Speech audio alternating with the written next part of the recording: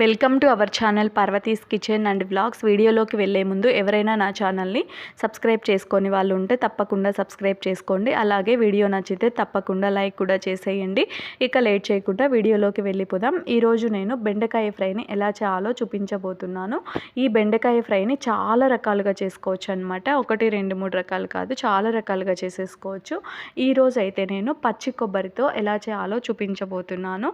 ఇది చాలా టేస్టీగా ఉంటుంది. ఎప్పుడైనా మనకి ఫ్రెష్గా పచ్చి కొబ్బరి ఉంటుంది కదా, ఇలా చేసేసుకుంటే చాలా బాగుంటుందన్నమాట. తప్పకుండా ఇలా మీరు కూడా ఒకసారి ట్రై చేసేసేయండి. మిగతావి కూడా నేను ఒక్కొక్కటి అప్లోడ్ చేసేస్తాను తప్పకుండా. ఇంకా చాలా రకాలుగా చేసుకోవచ్చు అని చెప్పాను కదా, అవి కూడా తప్పకుండా అప్లోడ్ చేస్తాను.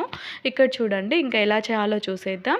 ఇక్కడ నేను పచ్చి కొబ్బరి తీసేసుకున్నాను, అలాగే పచ్చిమిరపకాయలు, వెల్లుల్లి, సాల్ట్ తీసేసుకొని పచ్చి కొబ్బరిని ఇలా పైన చెక్కు తీసేసుకోవచ్చు అనమాట. కావాలనుకునే వాళ్ళు ఇలా తీసేయండి, లేదు అంటే అలానైనా వేసుకోవచ్చు. లేతదైతే మీకు ఎలా నచ్చితే అలా తీసేసుకోండి పచ్చి కొబ్బరిని. ఇక్కడ ఇంత కొబ్బరి పట్టదనమాట. నేను 1/2 kg బెండకాయ ఫ్రై చేస్తున్నాను. ఇంకా కొంచెం ఎక్కువే మిగులుతుంది. తర్వాత దీనితో పొడి చేసి పెట్టేసుకుంటాను. కొబ్బరి పొడి కొంచెం ఇందులోకి వేసేస్తాను, మిగతాది పొడి చేసేసి పెట్టుకుంటాను అనమాట. అది కూడా ఒకసారి మీకు చూపించేస్తానులేండి. తర్వాత ఇలా చిన్న చిన్న ముక్కలుగా కట్ చేసేసుకొని మిక్సీ జార్లోకి వేసేసి తర్వాత పచ్చిమిరపకాయలు మీ కారంకి తగ్గట్టు తీసుకోండి.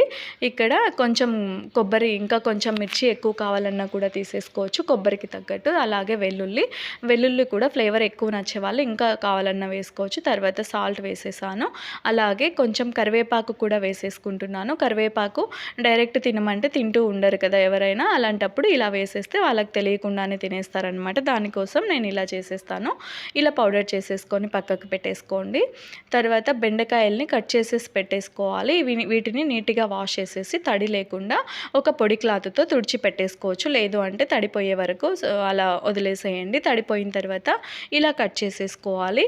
ఇవి ఫ్రై కోసం కాబట్టి కొంచెం చిన్న చిన్న ముక్కలుగానే కట్ చేసేసుకోవాలి. కర్రీకి అయితే కొంచెం పెద్దగా చేసుకున్న ప్రాబ్లం ఉండదు.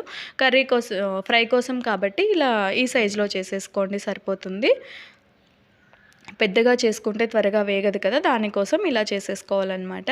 ఇలా అన్నింటినీ చేసేసుకున్నాను నేను. ఒక 1/2 kg బెండకాయలు చెప్పాను కదా, 1/2 kg తీసేసుకున్నాను. తర్వాత ఇంకా ఇది ఫ్రై చేసేసుకోవడమే అనమాట. దానికోసం స్టవ్ వెలిగించి కడాయి పెట్టేశాను. అందులో ఆయిల్ వేసేసి హీట్ అయ్యాక ఎండుమిరపకాయలు వేసేసుకున్నాను. తర్వాత ఇందాక కట్ చేసి పెట్టుకున్న బెండకాయ ముక్కల్ని కూడా ఇందులోకి వేసేసుకొని వేయించేసుకోవాలన్నమాట. మీరు ఎండుమిరపకాయలు వేసాను కదా, అప్పుడు ఎవరికైనా పోపు ఇష్టం ఉండేవాళ్ళు మినపప్పు, శనగపప్పు, జీలకర్ర అలా వేసేసుకోవచ్చు అనమాట.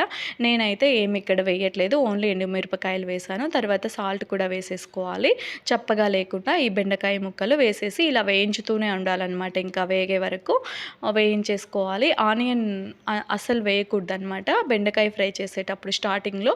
ఒకవేళ ఇందులో ఫ్రైలోకి ఆనియన్ ఇష్టం ఉండేవాళ్ళు అయితే బెండకాయ ఫ్రైలోకి ఇవి ఒక 75% వేగిన తర్వాత ఇందులోకి ఆనియన్ ముక్కలు వేసేసుకోండి. అవి కంప్లీట్గా వేగేలోపు ఆనియన్ ముక్కలు కూడా వేగిపోతాయి. లేదు అంటే జిగురుగా వచ్చేస్తుంది. ఆనియన్ స్టార్టింగ్లో అస్సలు వేయకండి.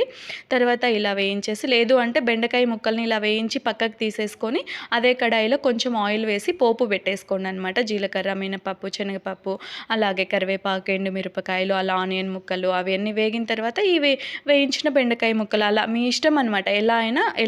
ఎలా నచ్చితే అలా చేసేసుకోవచ్చు అనమాట.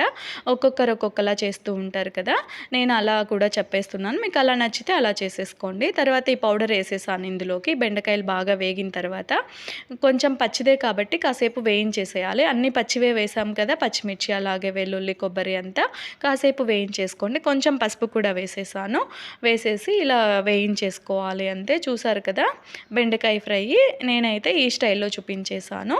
ఇంకా చాలా రకాలుగా చేసుకోవచ్చు, అది కూడా చూపించేస్తాను తప్పకుండా. ఇక్కడ చెప్పాను కదా, అది కొంచెం ఎక్కువ ఉంది కొబ్బరి అని చెప్పి ఇలా పోపు పెట్టేసుకున్నాను అనమాట. మినపప్పు, ఆవాలు, జీలకర్ర, శనగపప్పు, ఎండుమిరపకాయలు అలా వేసి పోపు పెట్టేసుకున్నాను. ఎప్పుడైనా టైం లేనప్పుడు, అలా తినేకి ఉంటుంది కదా మనం వంట చేసేకి, హెల్త్ బాగాలేనప్పుడు, అలా ఎక్కడైనా హడావిడిగా వెళ్ళేటప్పుడు, అలా చేసేకి టైం లేనప్పుడు అలా తినేసేయచ్చు అనమాట, అలా చేసి పెట్టుకుంటే. ఇక్కడ చూసారు కదా బెండకాయ ఫ్రై రెడీ అయిపోయింది. మీరు కూడా తప్పకుండా ఇలా ఒకసారి ట్రై చేసేయండి, చాలా టేస్టీగా ఉంటుందన్నమాట. Thank you for watching this video.